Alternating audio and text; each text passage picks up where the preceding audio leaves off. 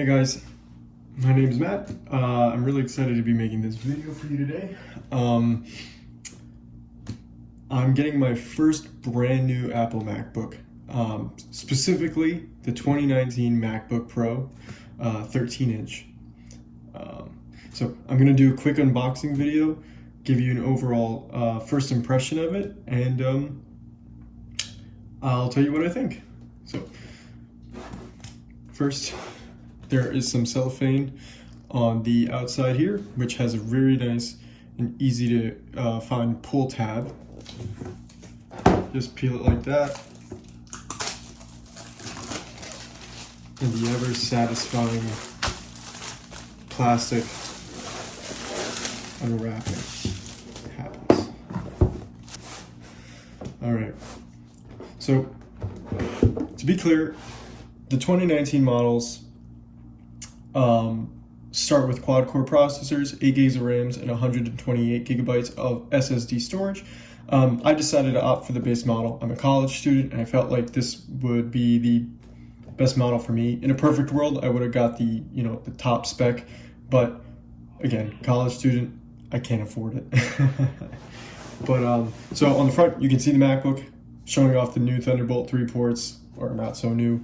The touch bar and the finish of the MacBook. And on the back, we have the actual specifications of the model. So as you can see here, I have the base model. It shows the resolution of the Retina display. It's got the quad-core 1.4 gigahertz Core i5, 128 megabytes of ED RAM, and also 8 gigabytes of 2133 megahertz LP or low power DDR3 memory. Also 128 gigabyte SSD and integrated graphics, and the rest we'll get into once we pop this sucker open.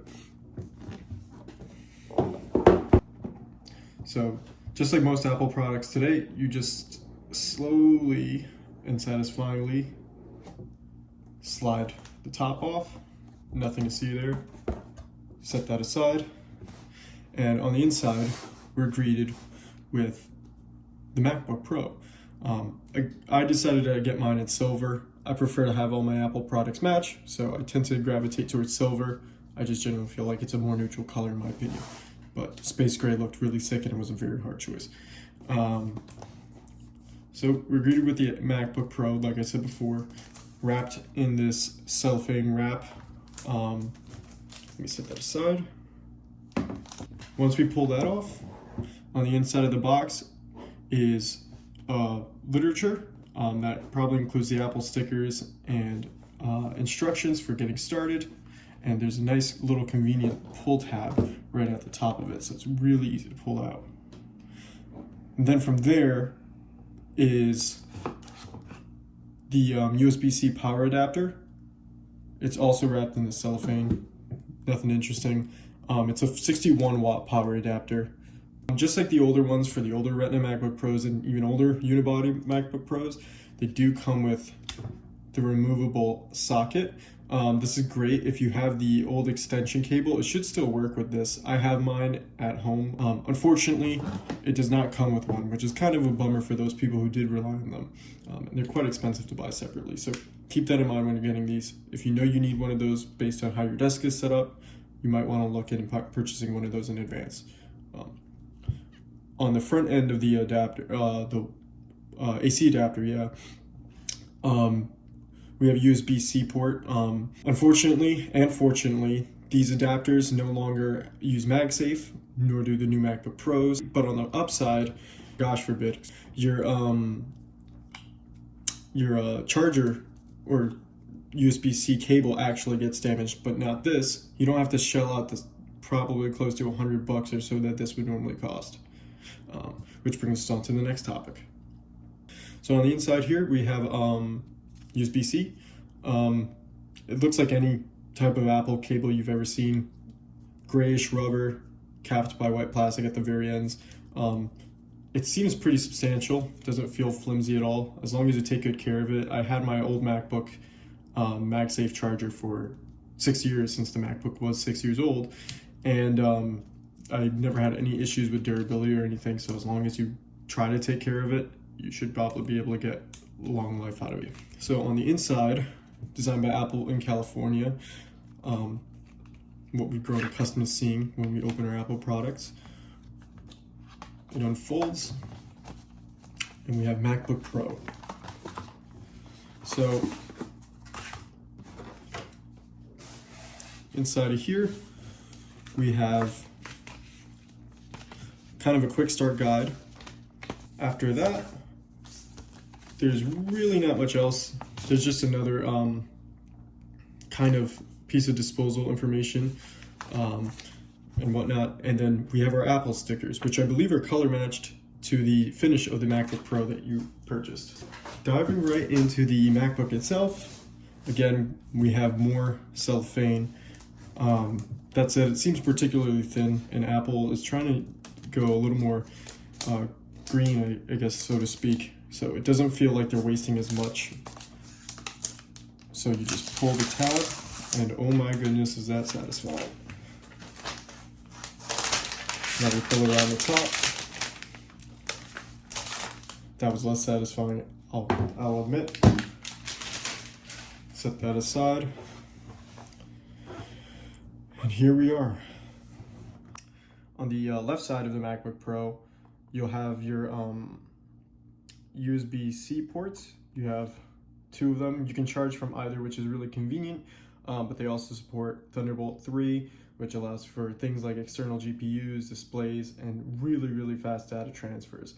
On the downside, if you're really used to using those other ports that were included on the Retina MacBook Pros prior, or even the Unibody MacBook Pros, you're really going to be missing them. That said, there are plenty of adapters on Amazon and so on and so forth that you can purchase for relatively cheap. And going around the front, looks like almost every other MacBook to date. We also have on the right side a headphone jack. Now on higher end models, this right side wouldn't be as bare as it is on mine. On the higher end models, I think starting at $17.99, you'll get 4 Thunderbolt 3 ports, so there'll be another 2 on this side. Again, you can charge out of all 4 of these, so that means that you have the added flexibility of not only being able to charge from the left side, but you can also charge from the right side, and of course just access to more ports and the ability to connect more peripherals at once without having to purchase an adapter. But now let's get this puppy cracked open. So diving right in, first we have the famous hinge that Apple is known for, specifically because how easy it is to open. And on the inside, we're greeted with another kind of foamy insert that covers the display to protect it during transport. It comes off just like that. And as you can see, the MacBook booted on its own, all on its own. From here, we're greeted with the Getting Started display, which I'll start to go through. Next, you have to set up your school Wi-Fi, or, well, in my case, school Wi-Fi, but connect your MacBook to your home Wi-Fi. If you have another MacBook that you're transferring your data from, you can use, Apple will allow you to transfer your data from an existing Mac or a Windows PC. So while this is getting all set up, I just want to talk about some of the key differences moving from a older MacBook Pro to the newer generation of MacBook Pros. So the first thing most people are familiar with just from bad publicity and so on and so forth is the new butterfly keyboard. Now, I've actually used these before, and I have to admit, I really enjoyed typing on these. I feel like having less travel makes it a lot quicker for me to type. The key switches are certainly more stable and easier to click in my opinion, and it means that I can type faster with less errors. But on the downside, you have questionable reliability as to the as to how well the key switches will perform after a couple of years or even a couple months, apparently, where some people's key switches will stick. So say I press the I button, sometimes it'll double press it, or sometimes it won't work at all.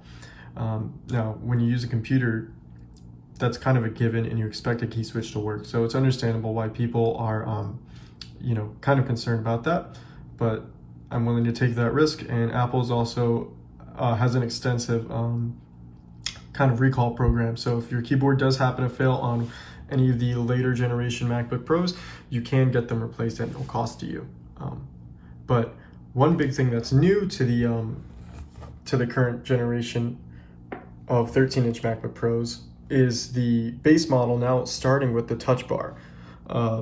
Before, this was previously reserved for all MacBook Pros that are 15 inches or larger, including the new 16-inch and the higher tier models of the 13-inch. I have to say this wasn't a big part of why I chose to purchase this MacBook Pro. It's more of a byproduct, but from what I understand, the use varies depending on the person.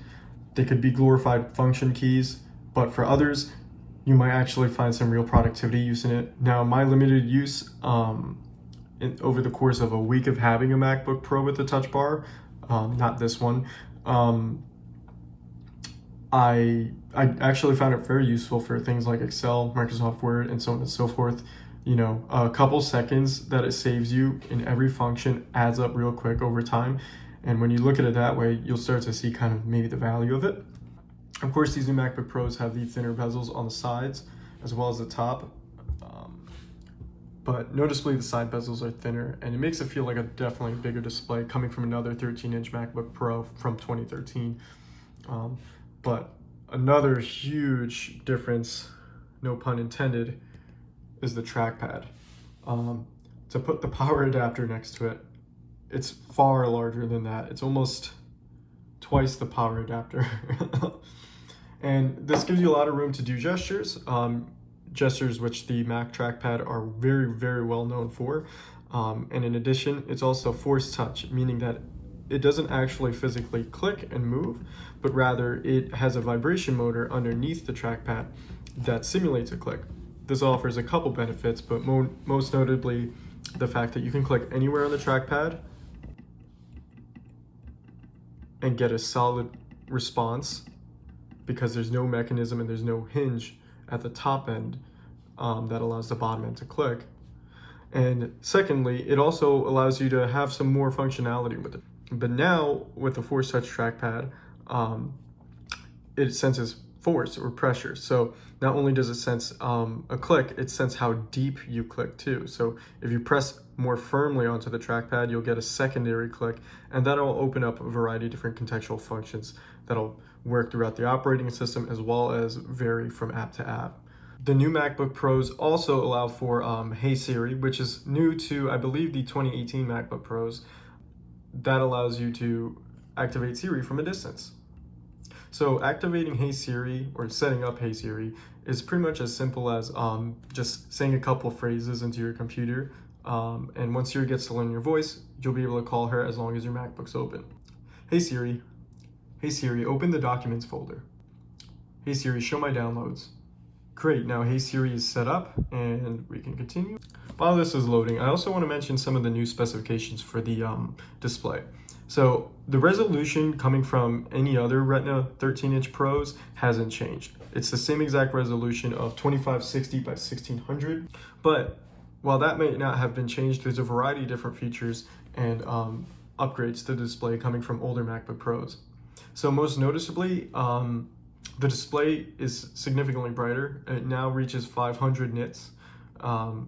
In addition, the display now shows more colors than ever before, millions more colors for that matter, because it now supports Apple's Display P3 color gamut. What you may also be able to tell is that the display has a warm hue to it. That's because the lighting in my room is somewhat warm, and that's because this display features True Tone technology. Now what True Tone does is that it alters the temperature of the display to match that of the surrounding environment. This is supposed to allow a lot less stress on the viewer, specifically on your eyes, of course, in extended periods of use. This new MacBook Pro has Touch ID integrated into the power button, which is in the same place as it used to be, along where the function row used to be. Doesn't have an indicator on it.